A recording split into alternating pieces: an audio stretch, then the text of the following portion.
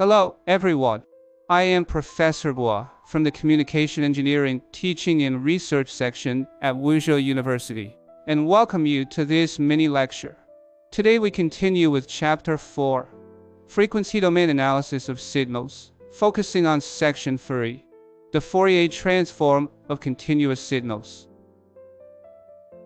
Our study will unfold along the following topics.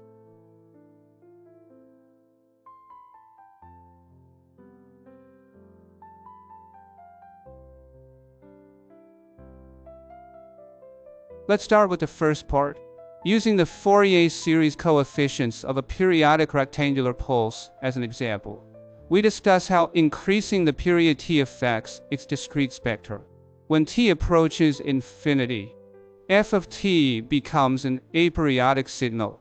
At this point, the coefficients Cn tend to 0, so they can no longer directly represent the spectrum. However, the product of t and Cn remains finite. Therefore, for a non-periodic signal, its spectrum can be expressed as the limiting form of this product, which leads to the definition of a new function fj omega, where the variable omega represents the continuous angular frequency. This function fj omega is called the Fourier transform of f of t. For a general aperiodic signal f of t, its Fourier transform could be obtained by calculating the limit described above, yielding a specific expression as follows. The physical meaning of the Fourier transform is the signal's spectral content per unit frequency, which is called the spectral density function of the aperiodic signal, or simply the spectrum function.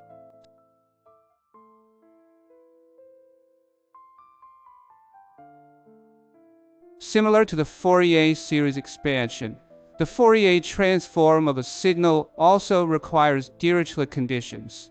1. The aperiodic signal must be absolutely integrable over the entire infinite interval. 2. Within any finite interval, the number of extrema must be finite. 3. Within any finite interval, the number of discontinuities must be finite.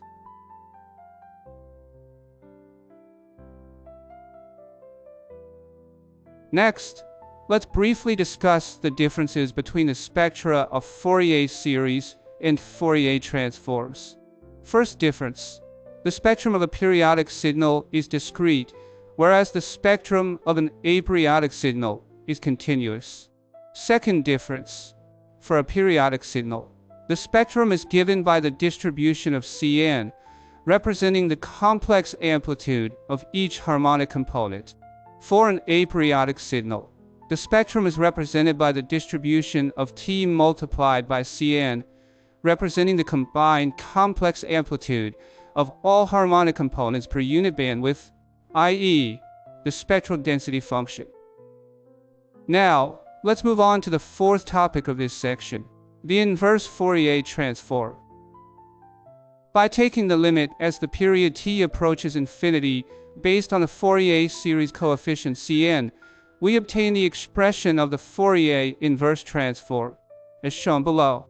Its physical meaning is that an aperiodic signal can be decomposed into a linear weighted sum of infinitely many complex exponential signals of different frequencies omega. The expressions for the Fourier transform and its inverse can be summarized as follows. These transforms can also be represented using symbolic notation, as shown below. The fifth topic of this lecture is the spectral function of an aperiodic rectangular pulse signal. According to the definition of the Fourier transform, we can obtain the spectrum of an aperiodic rectangular pulse signal. As shown in the figure, its spectrum is a continuous spectrum expressed using a sampling function. Next, we analyze the spectral function of the aperiodic rectangular pulse signal, as shown in the figure. 1. The spectrum of an aperiodic rectangular pulse signal is continuous, and its shape resembles the envelope of the discrete spectrum of a periodic rectangular pulse signal. 2.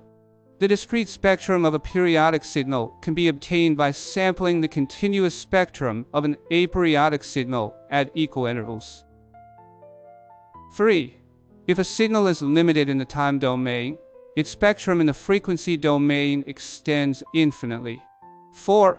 The spectral components of a signal are mainly concentrated between zero frequency and the first zero crossing point.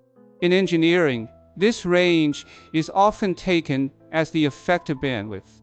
5. The narrower the pulse width, the wider the effective bandwidth, and the more high-frequency components are present. That is, the signal carries more information, transmits faster, and occupies a wider frequency band. The sixth topic of this lecture is the spectra of common continuous time signals. The table lists the Fourier transforms of several commonly used signals, including one-sided exponential signals, two-sided exponential signals, unit impulse signals, DC signals, signum signals, unit step signals, sampled signals, complex exponential signals, and sine signals. The derivation and proof of the Fourier transforms of these signals are not detailed here. You are encouraged to consult relevant reference books. Please note that some of these signals satisfy the Dirichlet conditions, so their spectra can be directly calculated using the Fourier transform formula. For example, one-sided exponential signals. Some signals do not satisfy the Dirichlet conditions, but their Fourier transforms still exist, so indirect methods must be used to obtain their spectra. For example, DC signals. For periodic signals, besides using Fourier series to obtain their spectra, we can also apply the Fourier transform to get their spectral density functions. Complex exponential signals and sine signals fall into this category. Here is a concise summary of the spectra of several commonly used important signals. This is the spectrum of a one-sided exponential signal. This is the spectrum of a two-sided exponential signal. Note, both one-sided and two-sided exponential signals satisfy the Dirichlet conditions, so their spectra can be directly obtained using the Fourier transform formula. This is the spectrum of a unit impulse signal. This is the spectrum of a DC signal. Observe a general rule. By comparing the time-frequency plots of the impulse and DC signals, we can see that the wider a signal is in the time domain, the narrower its spectrum in the frequency domain. The narrower a signal is in the time domain, the wider its frequency spectrum. This is the spectrum of a unit step signal. Reminder: the unit impulse, DC, and unit step signals do not satisfy the Dirichlet conditions, so their spectra must be obtained using indirect methods. All the signals introduced above are non-periodic. According to Fourier transform theory, some periodic signals can also undergo Fourier transform. However, since periodic signals do not satisfy the Dirichlet conditions, their transforms must also be obtained indirectly. The complex exponential signal is a typical periodic signal, equivalent to a sinusoidal signal. This is the spectrum of the complex exponential signal. This is the cosine signal and its spectrum function. This is the sine signal and its spectrum function.